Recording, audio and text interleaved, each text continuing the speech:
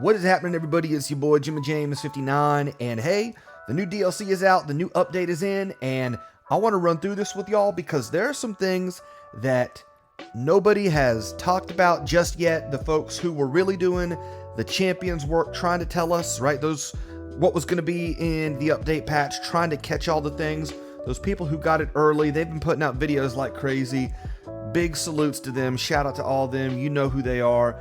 But there are some things that haven't gotten as much attention, and that's why we want to go through update 61321. Whew, what a number. Let's go ahead, right, dive into this thing, right? Should be good for you to see, right? So, right, take a look, right? We got the DLC, some balance changes, bug fixes. Okay, let's go. Some of these things, you know, I'm not going to focus as much on anything that's new civilization oriented, right? I want to go through, again, downloading things. Y'all presumably know how to do this, but if you don't, you're new to the game, right? Linger on this a little bit, if you would. I'll put a link to this news release in the description of this video. Now, all right, so check me out. We got the Dynasties of India event. Okay, new set of challenges. Let's go. Looks like we have some. What are these? Some Civ icons, I guess. Unlock a graphical mod mounted. You don't see fire footsteps. That's gonna get pretty. That's gonna get pretty tricky to look at, right? For those fire running around. Elephant acrobatics, angry siege elephant. Okay, profile icon. A camel. That's pretty slick. I like that. I like some of these profile. Some of the profile icons I think tend to be kind of hit or miss. Some are a little too silly for my taste, but I like these. These are pretty rad. Pretty good. Okay, so let's completing the challenges. That's all right. Y'all are good. Okay. Ooh, let's check it out. Stability and performance. Some pathfinding code. Some crashes. Player settings from the quick play screen. Okay, graphics. With the trebuchet. Cursor unload. Audio. The UI. Okay. Yeah, this is all right. The really interesting thing I think up here is the pathfinding code to resolve frame rate drops in various situations. I'm not exactly sure what's going on there, but that might be something that's significant. Hotkeys, settings. All right, gameplay. Okay, let's check this out. Okay, folks, here is the big one, right? Using the attack move command no longer instantly speeds up specific units to catch up with the rest of the formation. Well. All right. If you've been relying on that attack move, you know, gunning down them knights, looks like your days are numbered.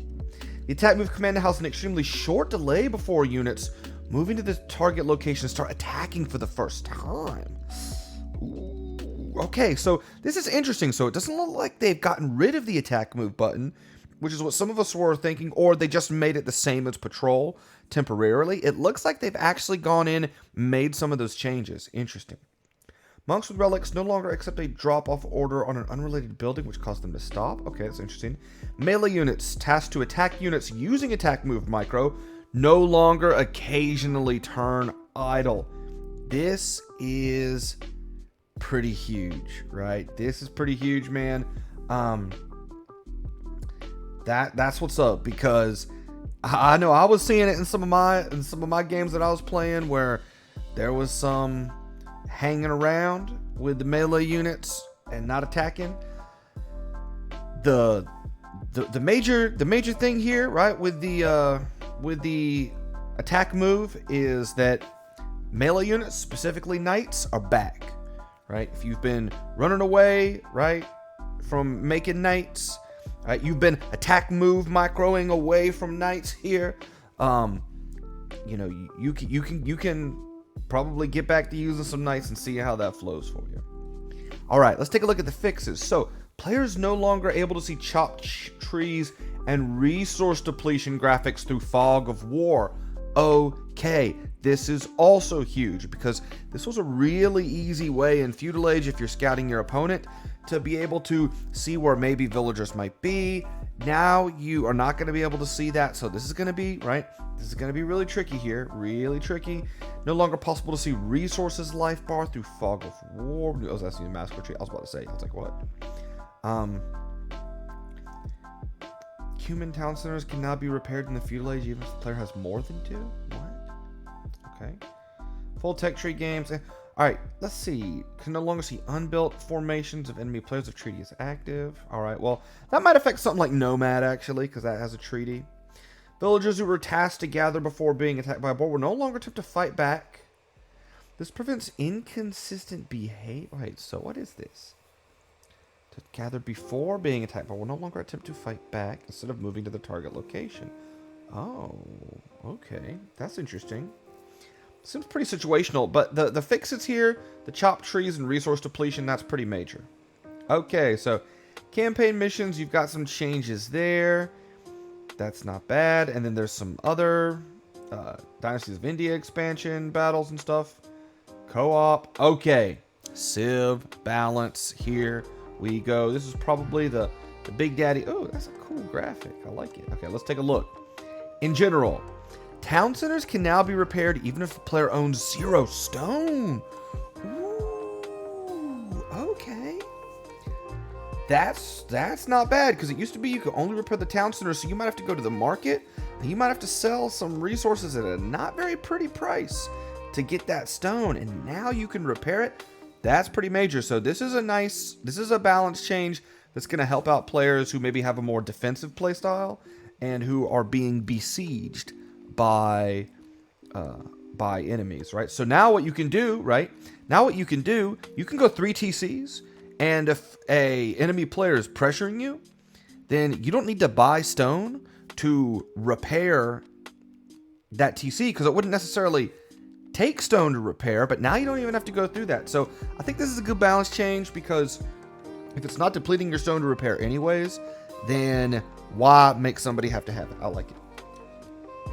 Okay, siege units and ships are now resistant to armor ignoring attacks. Okay, this is pretty big too. So we have some armor ignoring units in the game, like Litus.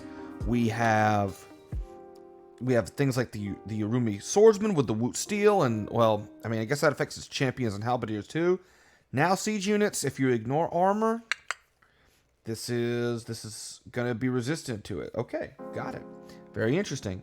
All right, so let's look at the Berbers. Ooh. Let's try and scroll here. Berbers, Elite Genitor food cost decreed from 50 to 40. I think I like this change. The Genitor's always been too expensive. I'm actually going to be a little bit of a cynic, I think, at first blush with this change, in that I'm not sure that this solves the problem of the Genitor, and I have some thoughts about that. I might actually save that for another video, because that's something that I can maybe get a little bit more into what I think the details are. But all that being said, I do like the change. I'd like to see Genitors more in gameplay, so it'd be cool to see. So decreasing the food a little bit, hopefully that means that we get a little bit more play. Okay, so monasteries are no longer for the Bohemians, no longer affected by the wood discount bonus. Okay, that had been confirmed earlier. Hufnisa attack damage and attack bonus values decreased from 55 to 50. So the Hufnisa's getting a slight nerf here, but I don't think losing 5 damage on a unit with so much damage is that big of a deal to me. Hufnisa are still going to be ridiculously strong. Okay, Burmese, right? The new civilization bonus giving +1 melee, +1 pierce armor. How do we heard about this? Ooh, okay. Mana per cavalry. This is not something we've heard about. This is not something we've heard about yet. The food cost of mana per cavalry is going to be much cheaper now. Remember, mana per cavalry gives your cavalry +5 attack against archers. Burmese, missing the second archer armor upgrade. Basically, skirms are really ineffective against any kind of ranged units. So ranged units are a bane of the Burmese existence. Now, the Howdah battle elephants, even without Howdah, right, you're going to have extra pierce armor, and then you can get a little bit more with the Howdah technology. So Burmese elephants are going to be able to take archer fire pretty spectacularly. They've been able to do that for a while, but getting to mana per cavalry, so you can spam hussars that have a major attack damage on archers. This is not a change that I had heard about yet from anybody else, and that's a pretty major one, right? So Burmese are going to have some options against range units, and then we have the Arambai training time changing from 21 to 18 seconds. I'd heard about that one, and that's probably pretty good. So Arambai may be making a comeback. So altogether, Burmese definitely getting buffed in this balance change. Cumans, okay. So Cuman Mercenaries now requires that enables the training, right, of 5 free elite kip checks per castle owned, including castles built at a later time. Uh-oh. Okay. That's very interesting. So this, I don't know how this is gonna, what kind of effect this is gonna have. Because I mean, the thing that's interesting to me about it is, let's say you're playing a 3v3 and you're a Cuman pocket. That means that your flanks could get some free elite kep checks, and so if you have somebody on the flank, like, I don't know, who would be on a flank that would have good cav archers? Japanese have all the upgrades, so they would have good elite kip checks. Probably some of the Arbalest civs. Portuguese, I don't know if Portuguese get Parthian I don't think they get Parthian tactics though. So that would be a little weaker. Somebody else. Saracens would be good. Saracens would be good here on the flank as well. Even Magyars, actually. Magyars, you get fully upgraded Arbalest. You can play them on the flank, and presumably you'd be able to research recurve bow and it affect these guys, which could be interesting. So that might be an interesting play. I guess depending on how many castles you build. I mean, imagine if you build like 5 or 6 castles, and then you can crank out like 30 free elite kip checks. I could see that being pretty strong, actually. So that'd be pretty interesting. Mercenary kip checks no longer require Imperial Age to become available. So I guess if you're kind of falling behind. But the trick with that, though, is that if you're not an Imperial Age, then you're not going to be able to research things like Bracer and the last armor upgrade. So I don't know, it might not be worth it. Mercenary kip check time changes from 20 to 12 seconds. Ooh, that's really interesting. So that means that we're going to... You can crank them boys out quick. Okay, I like that. Ethiopians. Oh, I haven't heard about this one. You no longer receive bonus resources at the game start in games with a feudal or later starting age. So this probably affects Ethiopians most in like the Empire Wars game mode setting, which I still like to play. I think I'm like the last emperor or something. But hey. All right, Hindustanis. Let's see if there's something we... Oh, look at this. There's things that we find out about. Imperial Camel Rider upgrade cost is decreased from 1,000 food to 500 gold. Folks, this is actually pretty big. One of the things, right? You're also losing... All right, so we're getting an upgrade cost change, and this is interesting. So, the Imperial Camel Rider, right? 1,200 food, 600 gold's pretty expensive. Reducing that by 100 gold and 200 food, that's going to make it a bit easier to get to that Imperial Camel Rider, and that's really your claim to fame with the Hindustanis. I mean, you will have the faster attacking camels, doing more damage to buildings. That's good and everything, but being able to have the upgrade costs get to a little easier, that's pretty good.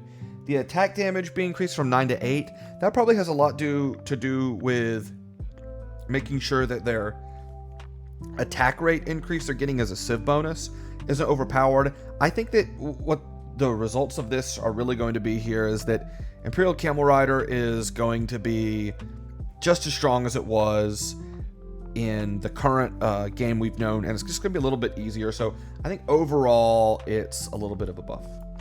Incas, right? Team bonus replace spearmen and skirmishers have +2 line of sight. I think this could be really definitely good in 1v1s. And probably pretty good even in team games. It's not uncommon to make, you know, if you're Incas on the flank, right, and you want to make spearmen to defend your base, let's say, or to go forward with archers to attack a cavalry player. Having the extra line of sight could be interesting, I think. So it's not bad. Alright, let's see where we at. Okay. Ballista Elephant attack increased from 8 to 10, 9 to 11. That's something we'd heard about. So Ballista Elephant's getting a buff. Koreans? Oh, let's go. So the Elite and the War Wagon, the base wood cost is going from 115 to 125. I've not heard anybody mention this yet, and that's pretty massive. Now, you got to remember with Koreans, you're getting a 20%, I believe, discount on all of your units. So you're not paying that. 20% of 125 is I think it's 25. So I guess War Wagons are going to cost 100 wood now. So that's probably a good change. War Wagon, I think, is one of the strongest unique units in the game and can be pretty oppressive, actually. So I'm not against this change. I think this is not bad. Okay, that's not bad. Lithuanians, lightest do the correct amount of damage to dark and feudal age houses. Dude, if you're in Dark and Feudal Age and you have Lightus against you, you're pretty much screwed. Change to the Mayans? I haven't heard about this. Fish and fish traps are properly affected by the Mayan civilization bonus. Okay. So, I mean, this is actually pretty interesting. I think that the Mayans naval tech tree is... I think you do get fully upgraded galleons.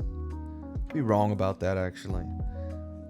I mean, you don't really play the American Sims on water anyways, but if for some reason, right, you are, well, let's think about this, right? If you're playing like Four Lakes or something, right? Now, if you're Mayans, your fish are going to last longer. That's a pretty big change for something like Four Lakes. That makes Mayans that improves Mayans very much so in any kind of water map, and especially hybrid maps, right? Where, you know, the possibility of like a lackluster navy isn't going to affect you. So that's a buff for the Mayans, and probably something that should have been in the game anyways. Okay, Portuguese, the Feitoria generation is going to change. So adjusted from 1 wood and 0.7 gold per second to 0.7 wood and 1 gold. So basically you're going to be getting a lot more gold with Portuguese, and your gold units cost less. This is probably a good thing, I think. I think that when you're building Feitorias later in the game, well, so I think it's two things. I think it's probably a little bit of a nerf on island maps because the wood depletion in those games can be so important. And so now you're going to have a little bit of less wood. But on land maps, if you're making Feitorias, usually gold is depleted before wood. So it's going to help you have a bit more gold to make siege weapons, which are already going to be a little bit cheaper. So I think it's probably a small buff to Portuguese on land maps, small nerf on water maps. I don't think it's going to be anything too substantial, though. Saracens, okay. Elite Mameluke is not going to take bonus damage from skirmishers. That's good. Zealotry is going to be in the castle. Madrasa is removed. New Imperial Age technology, counterweights, trebuchets, and mangonels are going to be doing plus 15 attack, right? So that's going to help you take down enemy castles. That's really going to help you. I think you get fully upgraded siege onagers with Saracens. So Saracen siege onagers are going to be beastly. Very beastly. And it costs 650 food, 500 gold. So it's a kind of a pricey tech, but probably worth it on Arena. Sicilians. Donjon Sergeant Training. Ooh, wait. In Feudal Age and Castle Age. So basically, you're going to be training donjons quicker from... What's me? You're going to be training sergeants quicker from donjons. I'm not sure if this really encourages more like Castle Age donjons, honestly. I just think as a building, it's just kind of weird. So let's see if there's any more changes. No, okay. Halbrook, right? Changed from 500 food. So basically, Halbrook's going to be 200 food, 200 food and 200 gold more expensive. This is probably a good idea. It was probably a little too cheap, and getting +1/+2 pierce armor on fully upgraded cavaliers that take less bonus damage is pretty massive. I do think one of the things people should realize about Sicilians is that I think that the minus 50% bonus damage is really hitting its like peak value in like maybe like Castle Age and also Feudal Age. The units like Halberdiers and Heavy Camels, for instance, do so much bonus damage that they still trade pretty decently with Sicilian Cavaliers, actually. But again, sometimes it's getting there. And hey, if you don't have Halberdiers or Camels, then you are in kind of a rough spot versus Sicilian Cavaliers. So it's still a really great technology. And so Halbrook, it's probably important that they have that they really make it expensive to get to. So we look at the Slavs. Orthodoxy, right, is gone. And 40% of castle and tower stone costs going to be replaced with wood. It's a really cheap tech too, right? And it should be a Castle Age tech. Because it should still have Drazina as the Imperial Age tech. So, I mean, you got to keep in mind, you got to make a castle to get this. But when you do, if you're trying to go for some like late game Boyar production, that's what I think you're setting yourself up for with this. It's kind of a tricky thing, I think. Just because the thing about Boyars, so if you open like Knights, right, and you're trying to transition to Boyars later, the thing about Boyars you got to remember is they are very gold intensive. I think that they're 50 food and 80 gold. Maybe somebody can correct me on that in the comments, but I'm pretty sure that's the case. And what that means is that if you're spending, right, a lot of gold on Knights in Castle Age to give yourself time to get the castles up so that you can crank out them Boyars, how many Boyars are you really going to be able to make? They're still pretty hard countered by Halberdiers, so I don't know. I like that this does give you some defensive incentives with the Slavs and maybe try to like protect your economy and that excellent Slav farming. So I kind of like that. I think it's obviously a buff to the Civ, and it's a good. I think it's going to be a good tech. I think just in terms of, I debate how well it's going to help you get to Boyars. That's the only thing. Maybe on maps like Arena where you can get a castle up, research it. That might be something we see actually. Slavs are researching, you go like FC into a castle, get this tech, and now all of a sudden you can start getting castles up everywhere. Oh, what if you start castle rushing people on Arena? That would be sick. Anyways, right, that might be a strat to try for those of you who play Arena. Anyways, maybe Hideout. Towers, Flaming Camels now deal 25 bonus damage to siege units. Bonus damage increase from 100 to 200. Not bad, not bad. Yeah, I don't know if it really helps. I don't know. It's still kind of a, at the stage of the game you get it, it's still kind of a pointless unit. So, okay, hold on. There's a lot of changes. Vietnamese paper money, lumberjack's going to generate gold, and we're making it more expensive. Okay, that's good. Yeah, there's people are all over the place with paper money. I think everybody is happy that it's in the game. I think that some people are kind of freaking out about it, and the other people are saying you really research it at a time that's too late. And by the time you pay off your gold cost, most games will probably be over.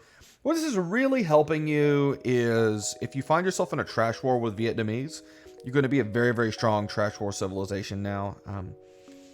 I did a tier list on Trash Wars. I highly recommend you check it out. And, well, this bonus probably changes. I can't remember where I ranked Vietnamese. I think I ranked them quite highly, actually. But this would make them a real top tier Trash Wars civilization, I think. So, all right, Unison Buildings. Ooh, okay. So let's start with this. So, Camel Runner Light of Sight's increased. All right, that's good. You're going to be able to see more. Heavy Scorpion Pierce Armor has gone up. That's going to help keep that unit alive from Archer Fire. Heavy Scorpions are already pretty... Okay, that's the Heavy Scorpion. So against like Arbalist, heavy Cav Archers, right? Okay. That could help Heavy Scorpions be more researched in Imperial Age. Feudal Age Watchtower dodge and hit points are going to go up. Okay. Elite Elephant Archer upgrade time has been increased. They're trainable in the archery range, no longer trained at the castle. They're going to 25 to 34 seconds. Right, so you're not going to be able to crank these bad boys out. Makes sense. They're losing some HP. They're losing some pierce armor. The cavalry archer armor is decreased from -2 to -7, resulting in additional damage. Ooh, right? So let's just keep going through these. The attack bonus versus buildings and stone walls is removed. The accuracy has been reduced, right? So if you don't have thumb ring as one of these elephant archer civs, who doesn't have thumb ring? Bengalis, I don't think have thumb ring. Maybe Gujaras. I can't remember if Gujaras have thumb ring or not. Either way, if you don't have thumb ring, this could come into play, especially in Castle Age. The cost is going to go down. The movement speed is going to go up. Skirmishers now deal 0 bonus damage versus the cavalry archer armor class, resulting in additional damage when attacking units with negative values of cavalry archer armor. Wait. Hold on. Let's Jimmy back up. Jimmy, just back up, Jimmy. They don't do 0 bonus damage? So is this a buff to cavalry archers against skirmishers? Because that would be pretty massive here. Because my understanding of skirmishers is that elite skirmishers do +2 damage against cavalry archers. So what this means, if we are reading this correctly, folks, this would be a major change. If we're reading this correctly, then what this means is that for our elephant archers, this -7 damage, that means that skirmishers are going to do 7 bonus damage to elephant archers. But instead of doing 2 bonus damage to cavalry archers, are now going to do 0. That. Now, because cavalry archers are in the archer armor class anyways, you're still doing extra damage versus archers. Now, all of a sudden, that Turk skirmishers it's still going to suck. But it's not going to be, but you're at least, because that was one of the advantages, right, of elite skirmishers, that you're doing some extra damage to cavalry archers.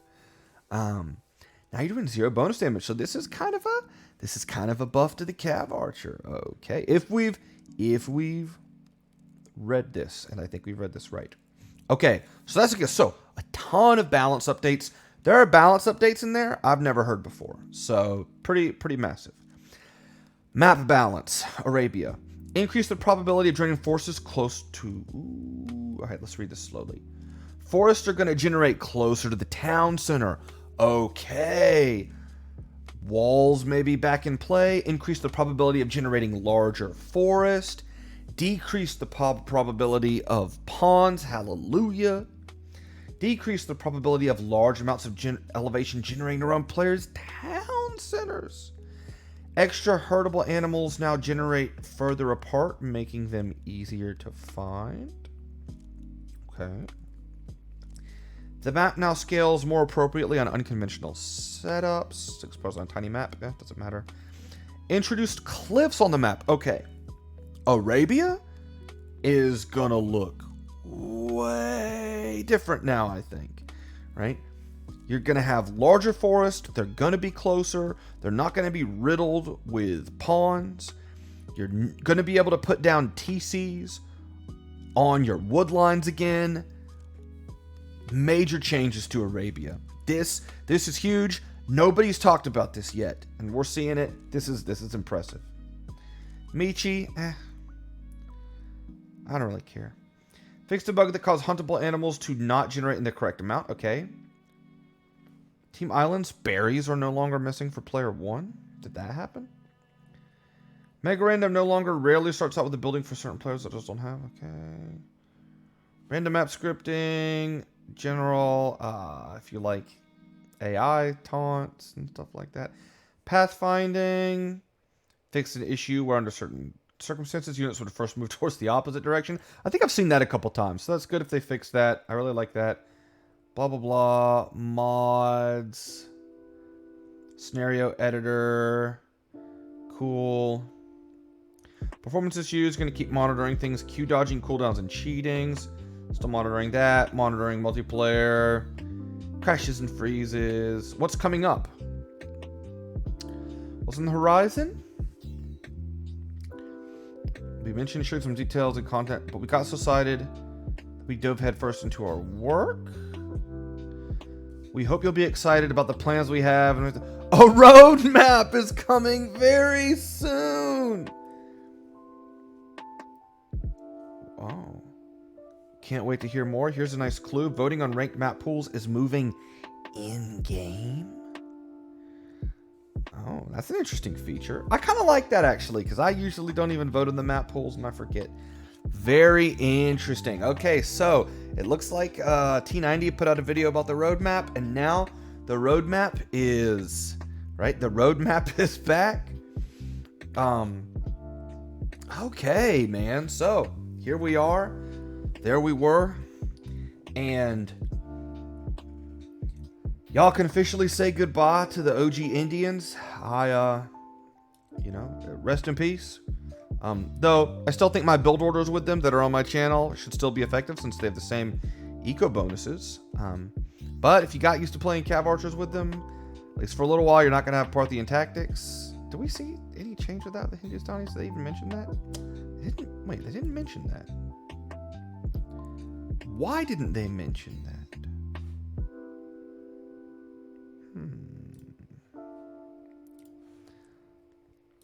Well, that has your boy very curious. Let's go ahead and jump into the game for a moment. I think it's time to play the game.